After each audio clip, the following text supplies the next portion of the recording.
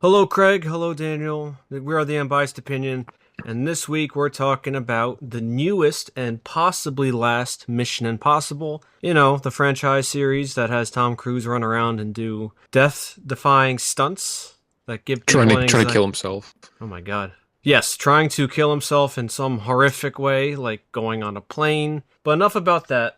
Let's talk about Mission Impossible: The Final Reckoning. I will start with myself because I think out of the three of us, I'm probably not the biggest, but I'm more of a fan than you guys. I used to have a poster of Mission Impossible Fallout in my room. I replaced it with Top Gun Maverick.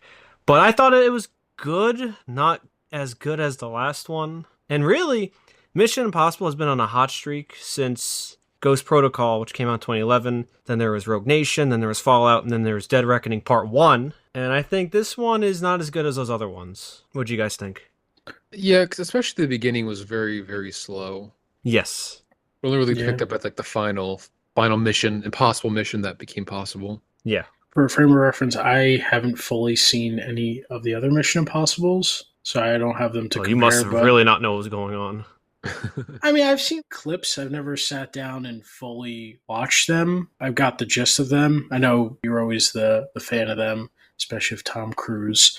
But I was entertained. There were parts that I thought were, they dragged, but overall it was an entertaining movie. It did its job. I agree. I told this to Craig in the beginning. It felt like it was written for dummies because I'm assuming that some of that was redone in post production because this was originally supposed to be called Mission Impossible Dead Reckoning Part 2, but because Part 1 essentially bombed, it did not do well at all because of its inflated budget. Let me check my notes. It had a budget of 291 million and grossed 571, so those aren't really Jeez. good numbers, but this one has a budget of, it says on Wikipedia, 300 to 400 million, so who knows. But yeah, the beginning where they're recapping, they had that weird iris in and out when they would show flashbacks from the last movie, such as the French character, I forget her name. Oh, her name was Paris. How funny. Yeah. They were escorting her down that prison corridor, and you see the scar on her tummy. Now, I watched the movie last night, the first one, and I remember her getting stabbed. Because prior to that, Craig and we reviewed the last one when it came out in theaters, so up until yesterday, I did not see that movie. So I kind of remembered some of it. But they showed a flashback of her getting stabbed, and it's like they're thinking about that a lot of people didn't see the first one, so they're trying to make up for that. But that'd be like Infinity War, having Iris in flashbacks of all the stuff leading up to that movie. Well, at least the difference is Infinity War or Endgame came out. We say Infinity War Endgame. I said Infinity War. Okay, never mind. But the point is, I had not seen it either in 2 years, and I'd forgotten most of it. So the little flashbacks helped me out. I know you're saying it's for dummies, but I couldn't remember much. Yeah, that's fair. Well, even I was watching it, I thought that was a bit excessive, especially because she carried that big scar on her stomach. You could As if you assume. couldn't, Yeah, you could yeah, you assume. couldn't get the hint. I was like, why do they keep showing the knife? And then they zoomed in on her scar. I was like, all right, we get it. She got stabbed. Oh yeah, I don't mean like I have to like show it so much. It was more Yeah. of I forgot she got stabbed. The only thing I remember is that she was spared by Tom Cruise. Yes, he does spare her because Gabriel said that you're going to betray me, and then he stabs her. You turned her against me. So, full disclosure, because this movie actually references the third movie. I have never seen the second or third movie. Those two, at least, are always considered the weakest. The second one is considered the worst of the series. The third one I refuse to watch because J. J. Abrams and his cronies wrote that, and I refuse to support it. But this movie references, Support it.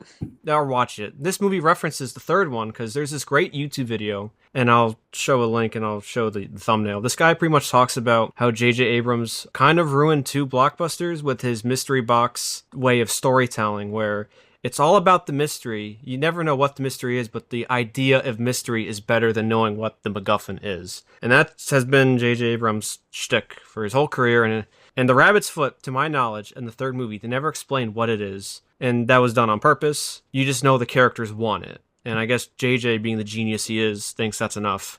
But in this movie, they kind of tied the Rabbit's Foot into whatever they wanted, the entity. It's a lot. The The AI movie, program. yeah, the movie is very long. It is Yeah. 170 minutes. And I just like want to Craig quickly said, add to that. yeah, yeah, J.J. Abrams picking on him. yes. He had a TED talk where he was talking about a stupid mystery box Yes, idea, yes. and it's become so joked about that hopefully he's laughed out of Hollywood, but it hasn't happened yet. The video had clips of the TED Talk where his grandfather got him the mystery box, and he thought nothing could live up to the idea of it if you open it up. I don't know, it's stupid. Yeah, he's very low IQ. He's a bad storyteller. What else did you guys like? You go, Craig. Well, you're saying they need to show stuff for dummies, but I still kept. I know we talked about it in the last one, but I still kept getting confused about, was it Gabriel? Yes, he is not in any of the other movies. He was shown in a flashback in part 1 where that incident where Ethan saw Gabriel shoot that woman happened before Ethan joined IMF. Yes, because I know we talked about the last movie, but I had to keep reminding myself he's not in the past movie. He's not in the past movie because they kept showing flashbacks like he radically changed Ethan's life and he's been pulling the strings almost from behind the scenes. I don't remember what we said, Craig, but that felt very like Spectre, where they retconned everything into Christoph Waltz being the author of James Bond pain. Something stupid like that. I didn't like that in that movie. That's what it felt like they were doing for part 1. Where everything was so meticulously orchestrated by this Gabriel guy. I don't like that. And I think I said that too. Because I know we talked about it. I just have to keep telling myself, almost like I'm a crazy person repeating a mantra. He's not in the past movie. He's not in the past movie. He's not going to hurt me. Well, because I kept getting confused. Like, did I miss something?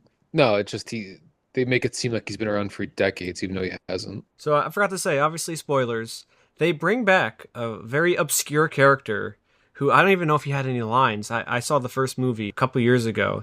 They bring back the guy that enters the room where Ethan Hunt does that stunt where he's attached to the wire and he almost hits the floor. Yeah, the very famous They one. had that guy. They scrubbed him up for whatever reason because they try to really make this seem like it was the end. Even though I believe on the Wikipedia page it says Tom Cruise is open to doing more. So who knows? I don't know if they're going to end it there. I feel like he would die. What other stunt can he do? Go to space for real? He'll join the Fast and Furious universe. He could. I mean, that'd be crazy. He's the new Dante. He just runs around. He runs circles. Instead of driving, he runs really fast. As fast as a car. I was laughing every time I saw him run. Yeah. Like, it's just the ongoing... Then he's got to run everywhere. Movie, he has to run, especially the scene where he knows Luther's in trouble. So instead of taking a car, he runs the whole way just so you can get a shot of him running down the streets. Yeah, why didn't he take a car? I remember saying, I was like, he just has to run. Well, I said to Craig in the theater too. This guy Gabriel, he loves his bombs. He puts a bomb in front of Luther. He puts a bomb at the end, where the guy from the first movie and his wife and the new recruit that I believe they got in the last movie, they have to deactivate. Oh, no, that cop guy that was with, oh God, I don't know any of their names. And Shea Wiggum was Jasper Briggs, Jim Phelps Jr., who is the son of the main villain in the first movie. They're trying to make saying all these names. I have no idea who you're talking about. Shea Wiggum was the guy that Tom Cruise hand shook at the end. Jon Voight. Yeah, Jon Voight was his father in the first movie. Yeah, I just remember seeing him from the flashback. Yeah. Well, because I was going to say, that seemed like a very pointless plot point that they introduced to the film. It didn't really matter much, but I was like, at that point, why even bother introducing in the last movie of the film when there's other stuff you could be talking about? Yeah. Especially when you don't turn him into easy vengeance trope, where he's trying to go against Tom Cruise just to spite him. And well, then he kind of was in the previous movie. He was going after Tom Cruise. He was brought in solely to bring him down, bring him in. You should have watched the part 1. Should have watched all of them. That's why when they're saying they want to do more, this really felt like a good conclusion to the series. And yeah, not that the next one I can imagine will be bad. It's just this feels like a good swan song. They kill Luther too. He dies. Yeah. So I'm guessing Luther got sick from the last one? No, it happened off screen. He did say in part 1. See if I remember correctly, even though I watched this last night. Part 1's also very long. It's, I think, 7 minutes shorter than this one. But Luther says he's going to go away. And then in this one, they show that he's sick, so he's going to die anyway. So in my brain, too, you know how we always talk about in this program, the setup and payoff. Simon Pegg, who plays Benji, he says to Paris, "You're going to be the death of me." In my head, like, oh, beating you over the head. She's going to do something that gets him killed. But it's a reverse setup and payoff where she actually ends up saving him. Because I thought Benji was going to die, too. I thought so, too. They're just cleaning the house. Yeah, I thought Cruise was gonna die. No, it's the final reckoning. No, he needs to keep running. Well, I knew that he was. I saw on the Wikipedia page a couple days ago that he's open to doing more. So I'm like, oh, he's not gonna die. He can never die. Well, I thought Benji died because you saw him. Yeah, I guess he passed And he out, just but dropped. Yeah. I don't know. I thought maybe he died because no one really seemed Yeah. like concerned either about that he just stopped moving. Well, he'll wake up. yeah. So they've done bioweapons, nukes. Now they've done AI. AI. Where do you go from here? I think Because they should just end it. Tom Cruise has yeah, been running around as Ethan Hunt for almost 30 years. 29 years he's been doing this. So, yeah. Let him. I'm surprised they didn't have him running off into the sunset like Forrest Gump when he went on that America tour. Because I was concerned. Thankfully, they steered away from it, but it was getting a little fast and furious when he goes into the machine to talk to the AI, and he's the chosen one. Well, he has been involved in a lot of things that have saved the world per se. But it was getting a little nuke in the fourth one. This was just you have a guy going into a machine talking to an AI. I'll agree. I didn't like the entity name either. It feels very clunky to say the entity. We couldn't call it the AI or something a little neater. Yeah, it's not really big. But they pulled back from that for the rest of the movie, and then it was more about the mission to stop it. So it didn't get too. It was just that one scene of him going in and getting into his brain and stuff, and because she said, "Oh, this is how he speaks to it," or what is this? Well, I would say that the plan to stop it was unneedlessly convoluted. There are a lot of moving parts that even by Mission Impossible standards, it was a lot. They had so many things that had to be precise. I can forgive at the end where Grace has, 100 milliseconds to snap the thing because they established that if you get it too early, you don't trap the entity to stop it. But if you do it too late, the entity has control over the nuclear stuff and will launch everything, regardless. So that's fine.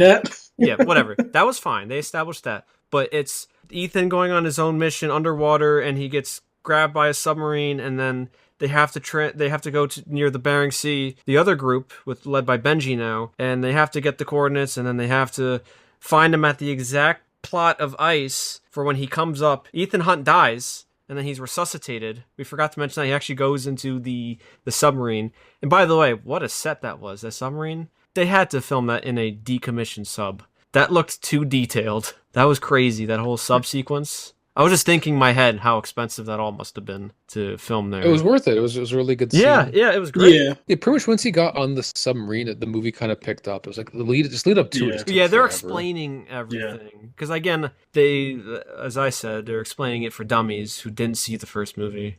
Like me. Yes, like you. They're singling you out. But actually, when Tom Cruise came on screen, yes. Before the movie, he said, "We appreciate all of you, and even dummies like you, Dan." He pointed at me. Yeah. He actually got off the screen and ran to me, shook my hand, and then ran back. Yeah, it was incredible. He did that for Top Gun Maverick, I think, where he thanked the audience. Yeah. Oh no, but the action and the stunts, they were up to his standard. Oh, which is always high say what you want octane. about Tom Cruise or even the movie as a whole. Regardless, he always delivers on the action and the stunts. But it's really nice to hear an actor who's like, I'm aware that my job is to entertain. Too many people nowadays, they forget that their job is to entertain, and Tom has never lost the plot. So we appreciate you, Tom Cruise. And he doesn't use his movie as a platform for something other than just entertainment and action. Good job, not even that. Tom. Like you get a lot of writers now who absolutely hate their audience, want to like punish them by watching. Like Thor: Love and Thunder. That was like, how much can we torture the audience and get away with the? Well, that was one thing. But Tom Cruise is very smart enough not to annoy the audience. And what I'm saying is, we appreciate it. Yeah. He's very smart not to do that. What are some things you didn't like about the final reckoning? Well, I wanted to point out that this wasn't like, I guess, a dislike or. Well, you know, the Titanic, they tried to find the Titanic and they didn't know where it was because things drift on the ocean floor.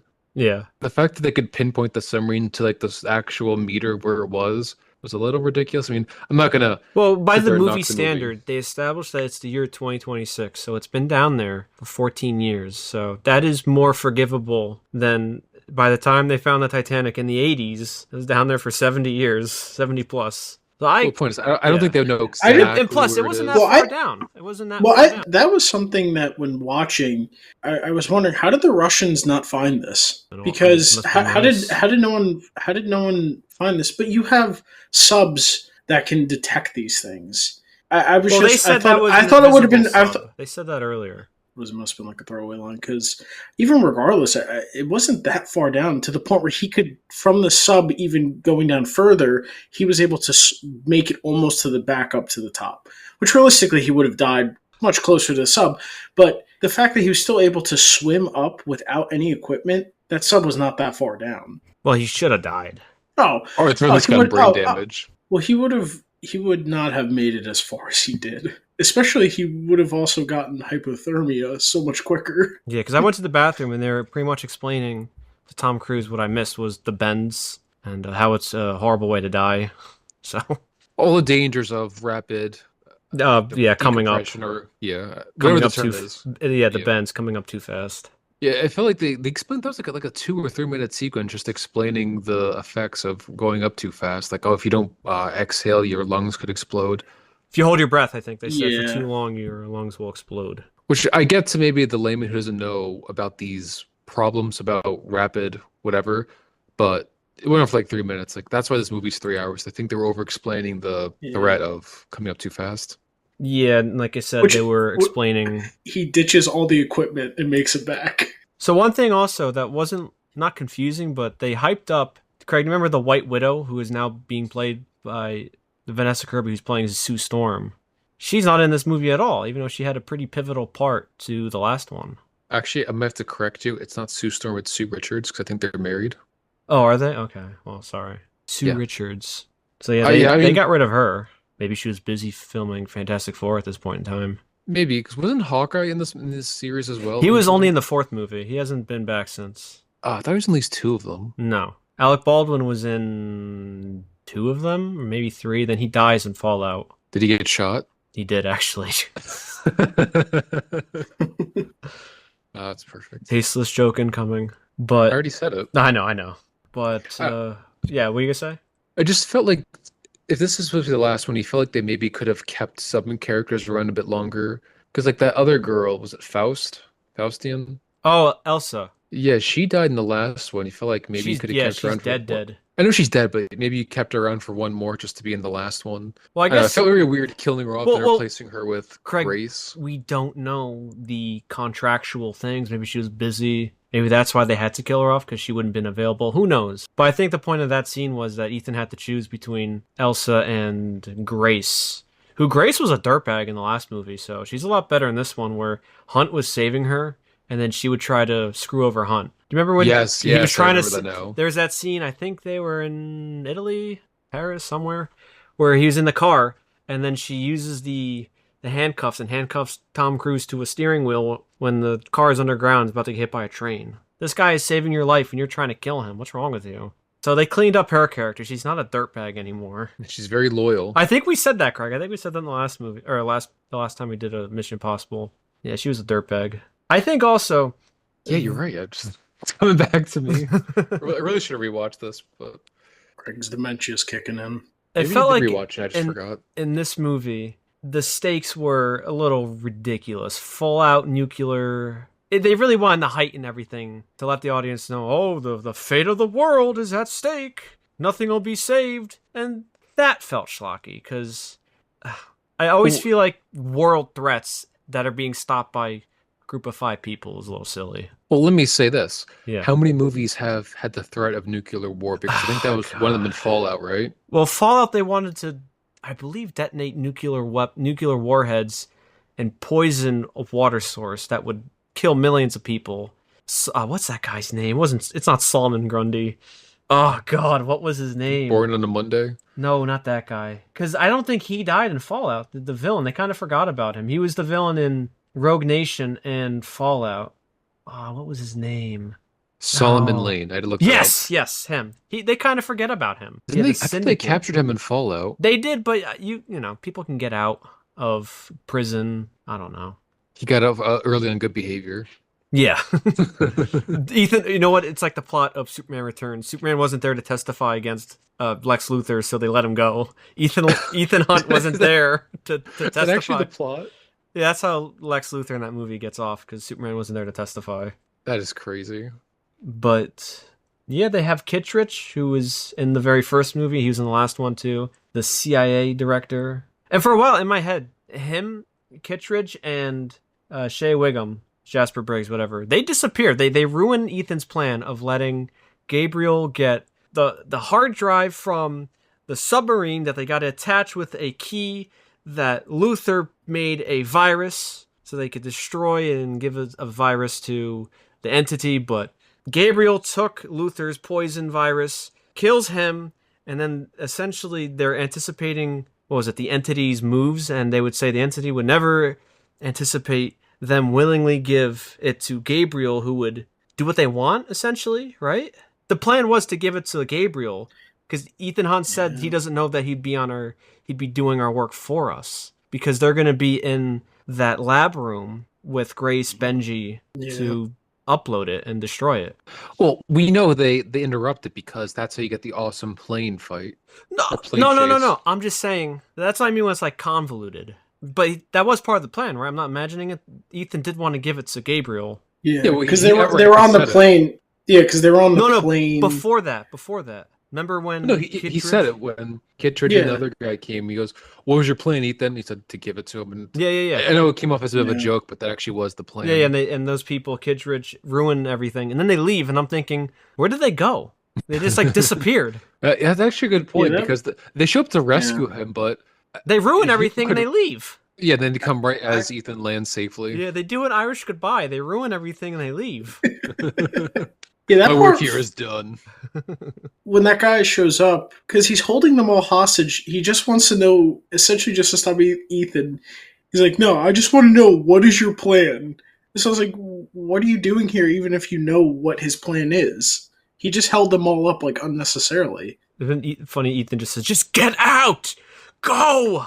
I was expecting Ethan to... That reminded me when you were talking about... It was a little cringy, some of the dialogue, when they're talking about the entity wanting us to divide and turn us against each other and all this stuff. I didn't have a problem with that.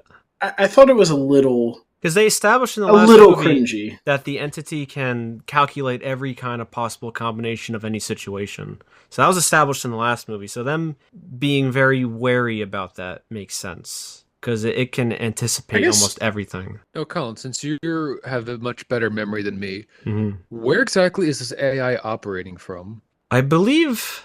Oh, God. Well, they established in this one that it's in cyberspace. But I believe originally it was in that submarine in the first movie. In that spherical soccer ball looking thing inside the reason why I ask is because AI is... It's very computationally, let's say, expensive. All right, nerd. Well, the point I'm trying to make is this AI that can calculate a billion different choices at once. Where exactly is it doing the calculating from? It should be where is it? It's a movie. I don't know. It's a movie. What is it in my phone? I don't know. My phone's not powerful enough to do that. I don't know. And there's stuff too, because I guess know more about this stuff, but it's taking over every piece of electronic equipment. That's not really possible. You have to interact, and then you have to send malicious code over. Just being able to connect to the internet doesn't mean you're vulnerable to getting malicious AI taking over your devices. I'm talking to my microphone right now. It's electronic. The entity takes over takes over your microphone. It's like from do that. It's like from the critically acclaimed film, The Fate of the Furious, Fast 8, where Cypher is able to control all electronic cars from a tablet. I think maybe it was all cars. I don't remember, but I don't think it works like that. What happens if the car runs out of gas? Does it still go? What if it runs out of a battery? Can it still go? You see, some cars just not starting. Someone's driving a terrible car.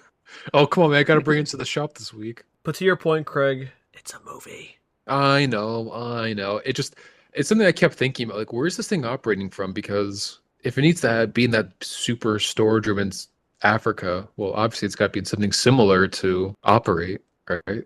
Yeah. Also, let's talk about... I like that in Fallout, there's a gruesome death when Tom Cruise kills Henry Cavill. There's this giant hook that's attached to a helicopter. Tom Cruise lets the hook go. You see the hook go right into Henry Cavill's head and kills him. So in this movie, I like Gabriel was taunting Tom Cruise and he was chasing him on the plane. That's the stuff I like. He's taunting him. He's laughing. Oh, yeah, Ethan. He's flipping over the airplane. And then when he's about to escape, when he's about to escape, he falls off and he hits the rudder on the end of the plane and it splits his head. I was like, yes! He breaks his arm too. See, I like when villains in movies get their comeuppance. Brutal. He just breaks his arm. I was like, yeah, Well, everyone loves to see that. Yeah, Yeah. gets his arm broken. yeah. I was laughing at the part where Tom Cruise hijacks the other plane and just Falcon punch the other dude and then lets him go. And the dude just floats to his death. I was laughing like a guy who belongs in a straitjacket when Tom Cruise flipped that plane over and the guy just dropped. I was laughing for a minute straight. I found that hilarious.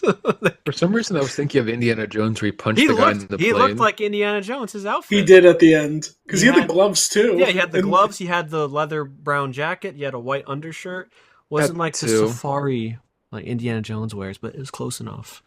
But it was- Indiana yeah. Jones, he jumps into the car, he just starts beating on the Well, it driver. was very reminiscent when he's underneath the plane before it takes off. It's from straight out of Raiders of the Lost Ark. He's underneath the truck, hanging on by the whip. It's great. Except this is much more stuntifying or I did fantastical. Well, yeah, when it you comes could to the see the stunts. hole they dug for the stunt double in Raiders of the Lost Ark, so he doesn't get run over.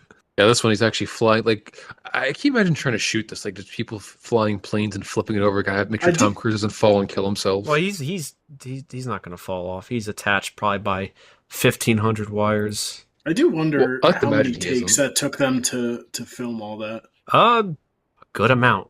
Because Actually, that was actually all ad lib. Tom Cruise Yeah. just took a plane and started filming himself, See, and they I made just- that whole scene. I He know- hijacked two Yeah. random planes. I know he's a producer because the company would ever sign off, and his insurance must be so expensive in case anything happens to him. It's ridiculous what he does, but you love it because he's committed to doing these crazy stunts. But The only other I person cringe, he would not in rival. not in a Yeah. bad way, but I cringe and I'm like, ugh, can't imagine doing that. It's a good I kind don't of cringe. It's just I always imagine how they're going to top themselves. Because Well, they're they saying, "What do can't. you do Yeah. now?" They can't top that. He's flying around on an airplane, not locked in. He's hanging on. I mean, he did that already, but this one was more intense. I don't know, like, how are you going to top yourself now? You're going to be like, in space doing weird stuff. I don't know. That's the only downside to ending the Yeah. series. You wonder what he's going to do next. I mean, granted, he could always make another, I don't know, Top Gun or make another. kind of movie. No, don't make another. Do another original thing. Don't make another Top Gun. Top Gun Maverick You know was what I mean? You know perfect. what I mean? Like, have another movie where you can do your death-defying stunts. Doesn't have to be Mission Impossible Yeah. anymore. The missions seem very possible. You can do something else now. How many impossible missions is this man gonna face? Yeah. They're not impossible. He finds a way. Tom think- finds a way. I think that's probably the charm of this series is that he always wins, and I guess you could say it's predictable, but it's just fun action. Tom Cruise does the good thing where in his fights he's not unbeatable. He almost loses. I always appreciate that, which is it's just a smart thing to do. He's not tanking bullets, rubber bullets, or busting out of shirts. Even though he was in his underwear a good amount this Yeah. movie. Which Colin, you must have been just thrilled in the theater. You know it. you're using that new poster. Yeah. By thing the with- way, they gave us posters at the AMC. We saw that. That was cool. Really? Limited edition. Yeah. well, it's funny. Only we got it because I got there late, and No, the they're lady handing gave me them a out. poster. Yeah. But no one else in the theater had one. Because they're losers. We're cool. Well, lady's like, "Do you want a poster?" I was like, "Well, I guess I'll Oh, take it. they're- It's free." In my theater, they're handing out Lilo and Stitch stuff. So Oh. I know they covered this more in the last one, but I do kind of wish they still kind of showed the AI manipulating people. Yes. Because Well, they just showed at said the beginning of this movie. Not even really. They said, "Oh, It was the just- it AI was in the- developed It was doomsday in the cults," very beginning. and you get a random guy attack Tom Cruise in his underwear. Well, they're also showing footage being manipulated in real time in the very beginning. They Yeah, which is showed, I kinda think funny. it was a bus, and then the bus was overlaid on top of a tank. It wasn't that one for one, but it was. Oh, I thought it was funny. Someone's hands using a camera to take a photo. Oh, They yeah, replaced with the a hand with a gun. That was kind of funny. Because I don't know if those like try to be commentary on now AI deep fake photos, but I think most of them you can tell something's fake. I know they're saying the AI was going and like messing with hard copies of stuff, but Yeah, it's I don't definitely a know. commentary on the manipulation AI can be used for and do. I kind of wish, they manipulated world leaders doing things on behalf of the entity controlling it instead of it just anonymously trying to launch missiles. yeah, because what do you be its plan? Okay, it wipes out all of humanity or most of humanity, and then what? It's gonna be stuck in a bunker for who knows how long. Yeah, well, what could it really do? I know Yeah. Gabriel wanted to, he said, restart society with him leading it. I don't know. Not very well thought out. Like thinking about what's it your plan practically. here? Yeah, think about it practically. But that's Even like again, just, we're gonna roll over like an empire of dust. there's going to be radiation poisoning everywhere from the nukes. What are you All looking got at? Smooth launched. skin. Yeah, it's going to be It's lizard actually a people. prequel to Fallout. Lizard people. Like the Argonians from Skyrim. Who's going to be running around. Yes, the Argonians. Dan, what you got? What do you got? I was going to ask you, where do Oh. you rank this amongst Mission Impossible series? So I would say, since I haven't seen 2 or 3, which are considered the weakest, like I said, I think on Rotten Tomatoes, if people take that seriously, part 2, or whatever, 2, is the only one that's rotten. So I would rank it Fallout, which is the 6th one? It's the one with Henry Cavill. So it's Fallout. I really like Ghost Protocol. That was pretty good. Then maybe part 1, Dead Reckoning. Then Rogue Nation. Then this. And then the first one. The first one Really? is so tame compared to this. Imagine watching the first one and then you skip all the other ones and you go right to this. You'd be lost. You'd be like, what is going on? Well, I see, that was a bit of my problem, because I was under the impression he was a spy doing extraordinary stunts, and then I come into this one and it's AI about to send the world into a nuclear holocaust. Yeah, you should have done homework and at least watched part 1. You should have done that. I seen clips. Was Ghost Protocol, is that the one where he runs from the sandstorm and Yeah. goes around the building? But that's 4. We're on 8 now. That's Well, I seen those clips, but I've never fully Yeah. watched those movies. I should have done my homework, but I'm lazy. I'm a dummy. I'm the people Tom Cruise had to explain this movie to. Sorry. yeah, that's true. He's calling you out. He's calling out to you in his little tighty whities he was wearing in this movie. Yeah. I'm gonna wake up tomorrow. He's gonna run to me in his underwear. You're gonna wake up in a decompression chamber with him for 2 weeks. What else you got, Craig? What else you got? I know we talked about the plan before, but Yes. it almost felt like they're not trying to be meta, but a little bit, where even they were saying, yeah, our plan doesn't make too much sense, or is relying on a lot of coincidences, They but do we're gonna that go a with it lot. anyway. Yeah, they've done that in the last couple of movies too. Like, I don't mind that they're taking a leap of faith. You know, we've got 36 hours, so we kind of have to just wing it or do the best we can. Just when they start making jokes like, yeah, it doesn't make sense. Yeah, we're just winging it. Stuff like that, I don't really care for. Like, the audience can come to that conclusion. Yeah. Well, I guess I don't know. They need levity there. I don't know. They've done that in the past couple movies where they comment on how ridiculous their plan is. Or I believe in Fallout, Tom Cruise says he hopes that something works out, and then Henry Cavill says hope isn't a strategy. Elsa says you must be new. So they always do stuff like that where they comment on how ridiculous their plan is. Not a fan. It's part of the series at this point. They're winging it. There's very little planning. Their planning is totally just reliant on coincidences and dumb luck, but still enjoyable nonetheless. Oh, it's Even- enjoyable. yeah. I just don't care for it. Even in something as bloated and long as this one. What do you think, Colin, they could have cut out of this movie? I If they're gonna think trim it down? they should have cut out a lot of the stuff explaining what happened in the last movie, really. It was supposed to be a part 2, and like I said, they probably got scared from the underperformance of the previous movie. So they, again, this is entirely speculation. I didn't read an article or anything, but they're probably assuming a lot of people didn't see the last movie, so they want to cram as much refreshers as they can. Because it was just so bizarre, the iris in and out, and that's a technique they would do in old movies, and I'll have an example. But it just felt so weird with the iris in and out and then showing the flashbacks. A little odd. Because none of the other movies have done that. Had at least that weird transition. It was a little weird. Well, I want to say another weird thing too. I guess there's a lot of stuff's coming back to me as we talk about it. The last movie ended almost like they were already on their way to the Sevastopol to find and Yes. destroy the AI. Yes, because Tom Cruise gets both parts of the key. Gabriel lost at the end. That was that whole train sequence. Yeah. But then we open this one. He's had the key for 2 presumably months. 2 months. 2 months and has done nothing to try to hunt it down. So it's very odd, right? Like why is Well, he just kind of sitting on his hands? I guess in the meantime they were helping Luther with the, well, maybe not, because Luther has been working on the poison for the entity. Well, I guess undergoing chemo or something. Yeah, that was, I was surprised. I was thinking, when did this happen?